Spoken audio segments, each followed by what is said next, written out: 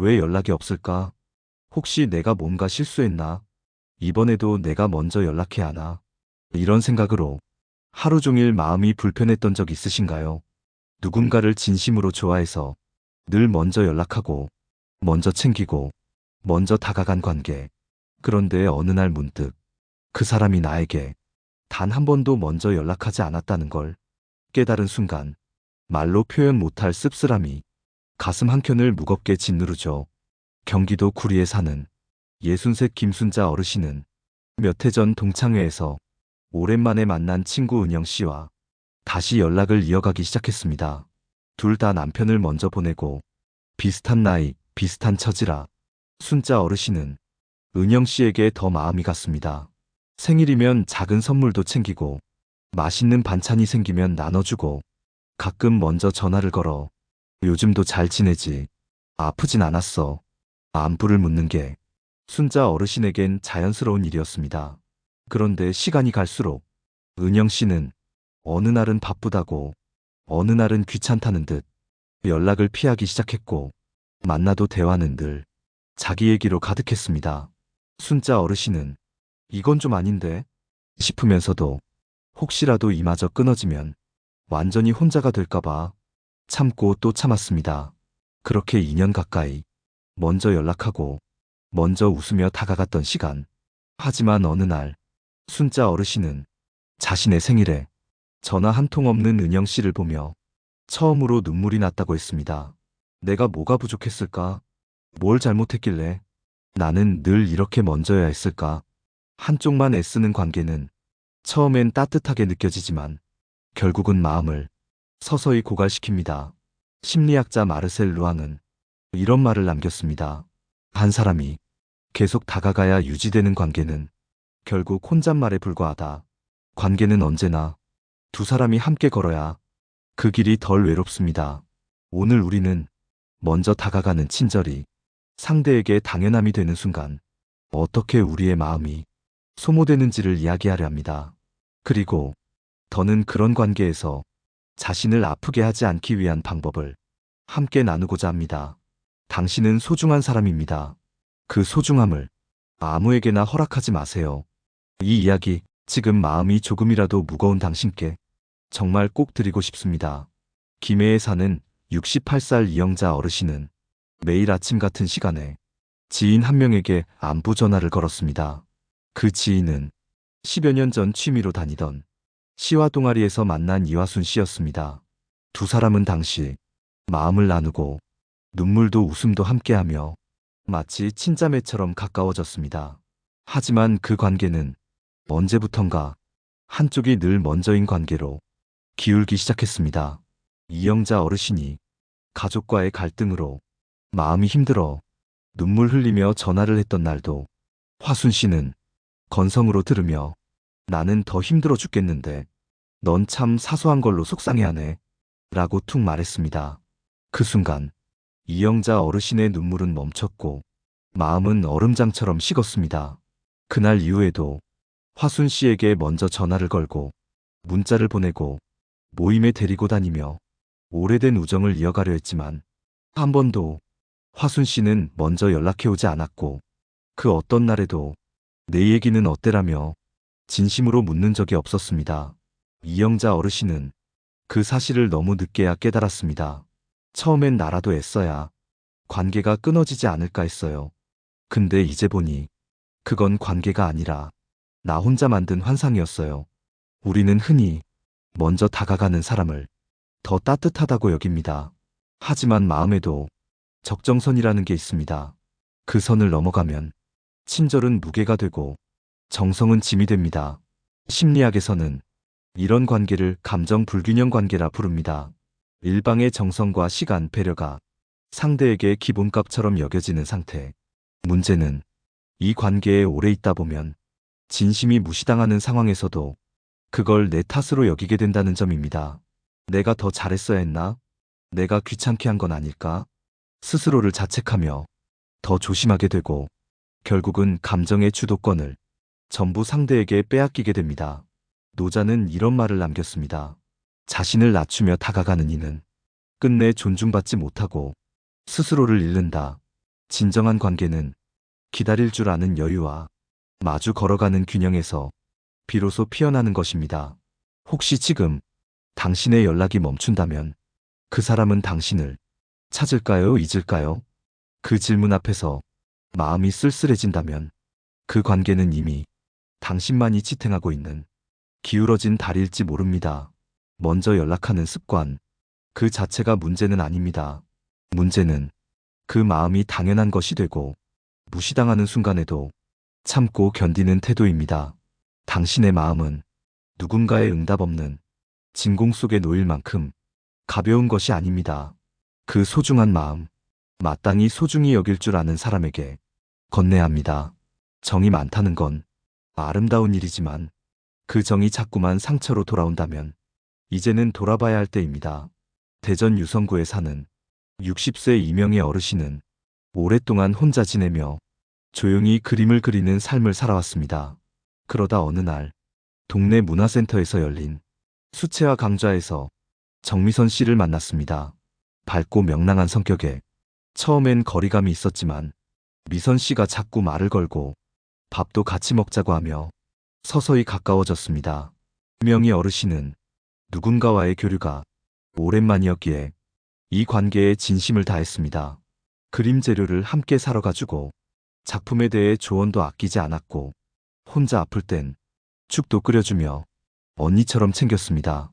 하지만 그렇게 몇 개월이 지나자 미선 씨는 점점 명예 어르신의 존재를 도움 주는 사람으로만 인식하기 시작했습니다. 언니, 이거 좀 도와줘요. 언니가 잘하잖아요. 언니는 집에만 있으니까 이 정도는 시간 되잖아요. 미선 씨는 명예 어르신의 호의를 조금씩 의무처럼 요구했고 감사는커녕 당연하다는 태도로 변해갔습니다. 명예 어르신은 스스로 묻기 시작했습니다. 나는 왜 늘 이렇게 도와주고 나면 허탈한 마음이 남을까? 왜 그 사람은 내가 힘들어 보일 땐 한 번도 먼저 물어봐 준 적이 없을까? 그제야 그녀는 깨달았습니다. 이 관계는 서로를 지지하는 것이 아니라 한쪽의 정성과 시간만 소모되는 구조였다는 것을. 심리학에서는 이런 사람을 에너지 흡수자라고 부릅니다. 당신의 친절과 공감 능력을 철저히 이용하면서도 스스로는 감정의 책임을 절대 지지 않는 사람. 이런 관계에선 언제나 내가 먼저 배려하고 내가 먼저 다가가고 내가 먼저 챙겨야만 유지됩니다. 그리고 그게 끊기는 순간 관계도 바로 끝나버립니다. 사람은 누구나 관심을 받길 원합니다. 하지만 진짜 관계는 그 관심이 오고 가는 따뜻한 교차로에서 자랍니다. 철학자 칼 로저스는 말합니다. 진심은 상대의 마음을 여는 열쇠지만 상대가 그 열쇠 구멍조차 내어주지 않는다면 그건 문이 닫힌 것이 아니라 애초에 담장이었을 뿐이다. 혹시 지금 누군가의 마음 앞에서 계속 문을 두드리고만 있진 않나요? 그 문이 열릴 마음이 없다면 당신은 그 시간에 스스로의 마음을 조용히 감싸 안는 것이 더 지혜로운 선택일지도 모릅니다. 다정함은 내 삶을 채우는 방식이어야지 누군가의 틈을 메우는 도구가 되어선 안 됩니다. 당신이 그 사람에게 늘 먼저 연락하는 이유가 관계를 잃기 두려워서라면 그건 이미 잃고 있는 관계일 수 있습니다. 당신의 시간이 누군가의 필요를 채우기 위해서가 아니라 당신 자신을 돌보기 위한 시간으로 돌아오길 바랍니다. 서울 강북구에 사는 67 이준호 어르신은 은퇴 후 처음으로 진짜 친구다운 친구를 만나고 싶다는 마음으로 지역 도서관 독서 모임에 참여하게 됐습니다. 그곳에서 만난 이창수 씨는 나이도 비슷하고 삶의 궤적도 어딘가 닮아 있었습니다. 두 사람은 금세 가까워졌고 독서 모임이 끝난 뒤엔 함께 산책을 하거나 동네 국밥집에서 식사를 나누곤 했습니다. 처음에는 준호 어르신이 조금 더 적극적으로 연락을 했습니다. 창수 씨, 오늘 산책 어때요? 밥 같이 드실래요? 이런 말들에 창수 씨도 웃으며 대답했기에 기분 좋게 계속 만남을 이어갔죠. 하지만 한 달, 두 달이 지나자 이상한 기분이 들기 시작했습니다. 창수 씨는 단 한 번도 먼저 연락을 한 적이 없었고 언제나 준호 어르신의 제안에만 맞춰 움직였습니다. 그럼에도 불구하고 자신의 의견은 강하게 냈고 식당 메뉴도 산책 코스도 심지어 어떤 책을 읽을지까지 늘 창수 씨의 기준대로 정해졌습니다. 준호 어르신은 자연스럽게 그래요, 그렇게 하죠. 좋아요, 그게 낫겠네요. 라는 말만 반복하게 되었고 어느 순간 자신이 그 사람의 곁사람처럼 움직이고 있음을 깨달았습니다. 모임이 끝난 어느 날 조용히 돌아오는 길에 준호 어르신은 스스로에게 이렇게 물었습니다. 나는 왜 이 사람에게 늘 맞추고만 있지? 이 관계에서 내 의사는 단 한 번이라도 존중받은 적이 있었나? 그제야 그는 알게 되었습니다. 처음엔 내가 좋아서 했던 행동이 이젠 하지 않으면 관계가 끊어질까 두려운 의무가 되어버렸다는 걸. 사람은 누구나 어느 정도 맞추며 살아갑니다. 하지만 그 맞춤이 일방적일 때 우리는 천천히 지쳐갑니다. 그리고 결국은 자기 자신을 잃습니다. 이준호 어르신은 그날 이후로 창수 씨에게 연락을 끊었습니다. 그리고 한참 동안 아무런 연락이 없자 그는 확신했습니다.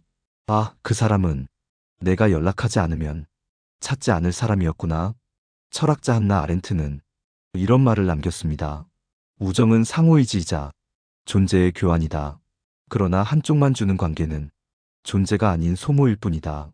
소모되는 관계는 처음엔 익숙함으로 다가오지만 결국은 우리를 조용히 비워갑니다. 그 사람과 있을 땐 말이 줄고 표정이 굳고 나중엔 내 생각조차 말하지 않게 되는 관계. 그건 친구가 아니라 내 감정의 균형을 흔드는 조용한 지배입니다. 노년의 인간관계는 많을 필요가 없습니다. 단 한 사람이라도 내 말을 경청해주고 내 뜻을 존중해주는 사람이 있다면 그 사람으로 충분합니다. 지금 떠오르는 그 사람이 내가 연락하지 않으면 먼저 안부조차 묻지 않는다면 그 관계는 다시 돌아봐야 합니다. 관계는 서로를 살아있게 하는 따뜻한 교류여야 합니다. 일방적인 애씀 속에 당신의 마음이 조용히 사라지지 않도록 이제는 당신도 한 번쯤 누군가의 연락을 기다려도 될 시간입니다. 부산 사하구에 사는 65 김정남 어르신은 자식들이 모두 출가한 뒤 조용한 노년을 보내고 있었습니다. 어릴 적 친구들과는 연락이 끊긴 지 오래고 주변 이웃들과도 그저 인사만 주고받는 정도였죠. 그런 그에게 유일하게 연락을 주고받는 사람은 한때 직장 동료였던 박도연 씨였습니다. 도연 씨는 늘 바쁘다고 했지만 가끔 연락이 오면 정남 어르신은 기꺼이 시간과 돈을 썼습니다. 만나자고 하면 식사값을 내주는 것도 당연했고 힘들다는 말에 이자도 없이 돈을 빌려준 적도 여러 번이었습니다. 정남 어르신은 그가 다시 연락을 해주는 것이 마음의 유일한 위안이었습니다. 내가 이 나이에 그래도 누군가 기다려주는 사람이 있다는 게 어디야? 이렇게 말하곤 했죠. 하지만 어느 날 정남 어르신이 갑작스레 아파 병원에 입원하게 되었을 때 가장 먼저 떠오른 사람은 도연 씨였습니다. 병실 침대 위에서 손에 쥔 전화기를 들고 그의 이름을 눌렀지만 신호만 길게 울리고 응답은 없었습니다. 그날 이후 몇 번을 더 시도했지만 그는 끝내 연락을 받지 않았습니다. 아, 나는 연락할 수 있는 사람이었지. 연락받을 수 있는 사람은 아니었구나. 정남 어르신은 그제야 그 관계의 본질을 깨달았습니다. 그가 했던 모든 연락은 그 사람의 필요를 채워주는 것이었고 정작 자신이 힘들 때 그 사람은 아무 말도 아무 행동도 없었습니다. 심리학에서는 이런 관계를 일방적 소진형 관계라 부릅니다.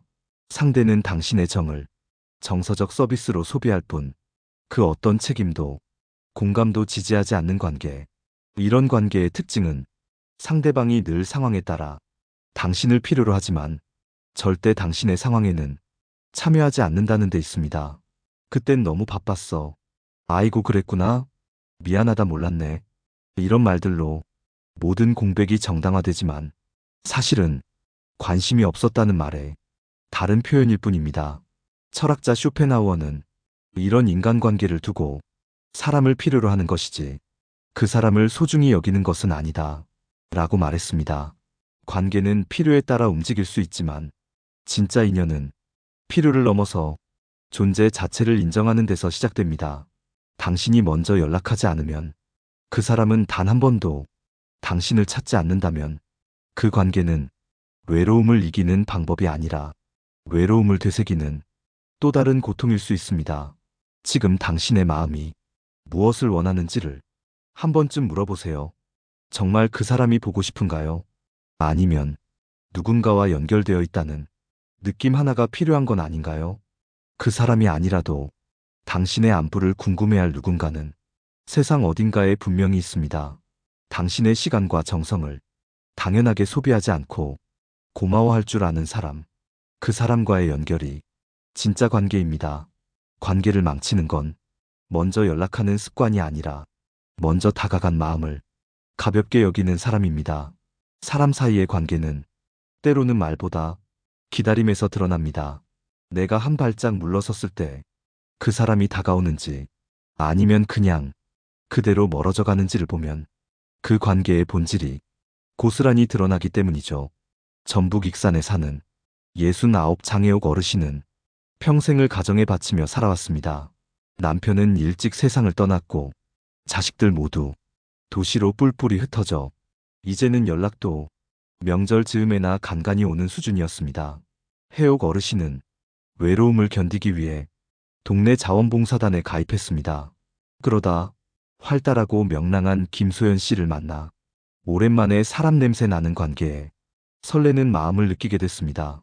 소연 씨는 처음부터 너무 잘 챙겨주는 사람이었습니다. 밥도 사고 선물도 주고 생일도 챙겨주며 해옥 언니는 내가 진짜 좋아하는 사람이에요 라고 말해주곤 했습니다. 그런데 희한하게도 해옥 어르신은 그 친절이 마음 한구석에서 조금씩 불편하게 느껴졌습니다. 소연 씨는 항상 내가 언니 생각해서 이런 거 하는 거예요. 이건 다 언니 위해서니까 라며 말을 시작했지만 정작 그녀의 결정엔 해옥 어르신의 의견이 들어갈 틈이 없었습니다. 함께 모임에 나갈 땐 늘 자기가 정한 장소로 가야 했고 식사 메뉴도 만날 사람도 소연 씨가 정했습니다. 처음엔 나를 위하는 마음이겠지 생각했지만 어느 날 불쑥 해옥 어르신이 다른 사람과 식사 약속을 잡았다는 걸 알게 된 소연 씨가 이렇게 말했을 때 그녀는 이상한 감정을 느꼈습니다. 언니, 요즘 나랑 너무 거리 두시는 것 같아요. 내가 뭘 잘못했어요? 그 순간 해옥 어르신은 깊은 피로감을 느꼈습니다. 내가 이 관계를 유지하려고 얼마나 눈치를 봐야 하지. 그녀는 스스로에게 이런 질문을 던지게 됐죠. 우리가 누군가에게 기꺼이 먼저 연락하고 다정함을 베푸는 건 그 사람이 좋아서입니다. 하지만 그 마음이 늘 감시받듯 돌아오고 기대와 의무로 되돌아오면 그 관계는 더 이상 자유로운 관계가 아닙니다. 심리학자 에리 프롬은 말합니다. 자유 없는 관계는 사랑이 아니며 그건 다만 상호 교환의 속박일 뿐이다. 관계는 서로의 존재를 있는 그대로 존중하고 필요 이상의 요구 없이 함께 있어주는 것. 그러나 내 친절을 빌미로 감정적 부채를 요구하고 내 모든 일정을 자기 마음대로 결정하려 드는 사람은 결국 내 삶을 지배하려는 사람일 뿐입니다. 그 사람 곁에선 말을 조심하게 되고 스스로를 검열하게 되고 결국은 진짜 내 모습으로 존재하지 못하게 됩니다. 그건 함께 있는 것 같지만 사실은 홀로 외로운 상태와 같습니다. 노년의 인간관계는 마음이 편안해야 합니다. 지금 당신 곁에 있는 사람이 당신을 편하게 해주나요? 아니면 자꾸만 당신을 불편하게 만드나요? 그 질문 앞에서 마음이 걸린다면 이제는 조금씩 거리두기를 배워야 할 때입니다. 내가 먼저 연락하지 않아도 그 사람이 나를 찾아줄 수 있는지, 내가 먼저 챙기지 않아도 그 사람이 나를 소중히 여길 수 있는지, 그 답이 당신의 노년을 훨씬 평온하게 해줄 겁니다. 사람은 누구나 관계를 통해 살아갑니다. 누군가와 웃고, 누군가와 기대고, 누군가와 마음을 나누며 사는 게 사람입니다. 하지만 그 관계가 늘 한쪽으로만 기울고 애정과 관심, 연락과 배려, 모든 걸 내가 먼저 해야만 유지되는 사이라면 그건 더 이상 관계가 아닙니다. 관계 흉내일 뿐입니다. 오늘 우리가 함께 나눈 이야기처럼 한쪽만 애쓰는 관계는 처음엔 괜찮아 보여도 결국 나를 갉아먹고 내 감정의 뿌리를 서서히 약하게 만듭니다. 첫째, 내가 먼저 연락하지 않으면 그 사람은 연락조차 하지 않습니다. 둘째, 내가 힘들어도 그 사람은 내 아픔을 살피지 않습니다. 셋째, 내 호의가 당연해지고 언제부턴가 감사를 기대하지 않게 됩니다. 넷째, 내가 나답지 않게 변해도 그 사람은 그걸 알아차리지 못합니다. 다섯째, 내가 마음을 거두면 그 관계는 아무렇지도 않게 끝이 납니다. 이 5가지를 천천히 곱씹어보면 우리는 알 수 있습니다. 그 사람이 정말 나를 생각했던 적이 있었는지, 아니면 그저 나의 친절을 소비해왔던 것뿐인지. 철학자 알랭 드 보통은 마음을 지켜야 하는 이유는 그 마음이 쉽게 무너지는 것이기 때문이라고 말합니다. 내가 너무 먼저, 너무 자주, 너무 깊이 다가갔던 건 아닌지, 혹시 그 속에서 내 마음 하나쯤은 소중히 다뤄지길 바랐던 건 아닌지. 지금이라도 늦지 않았습니다. 노년의 인간관계는 숫자가 아니라 속도보다 온도입니다. 천천히, 그러나 따뜻하게 이어지는 관계. 그 관계가 당신을 지치게 하지 않고 당신의 하루를 조용히 비춰주는 빛이 되기를 바랍니다. 이제 당신이 먼저 연락하지 않아도 되는 사람과 연결되기를 바랍니다.